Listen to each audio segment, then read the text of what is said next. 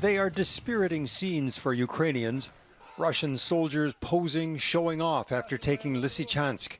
Russia has performed better in recent combat in eastern Ukraine. The Russian armed forces continue to strike military facilities in Ukraine, says the military official, including airstrikes on U.S.-made missile launchers in Donetsk.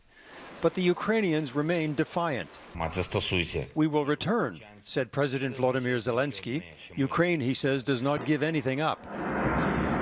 While the Russians appear willing to wage a long war of attrition against a smaller Ukrainian military, the Ukrainians are motivated to fight for their homeland and are being resupplied with more long-range military hardware from NATO. There's going to be more and more equipment flowing into Ukraine from the West.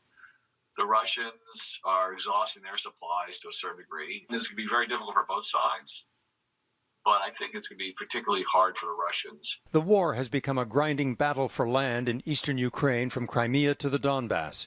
Russian forces have slowly seized control of almost all of the Luhansk region, and UK defense intelligence now expects Russia's focus to switch to capturing Donetsk to achieve Moscow's stated goal of liberating the Donbas. This may be Russian President Vladimir Putin's endgame, to secure control of the Donbas and force Ukraine to accept a ceasefire on those terms. Then he can say that he liberated these territories, and now it's on to Ukraine to accept that reality.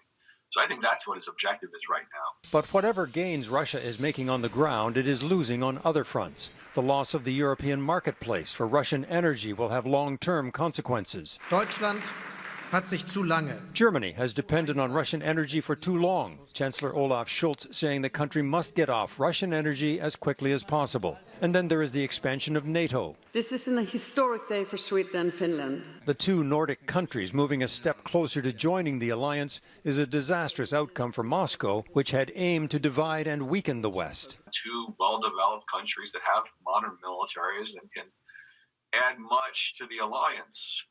So this is an absolute failure for Putin. The sad reality for civilians in Ukraine is that the war shows no signs of winding down soon.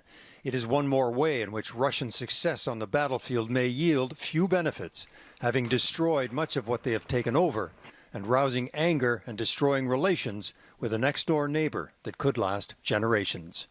Eric Sorensen, Global News, Toronto.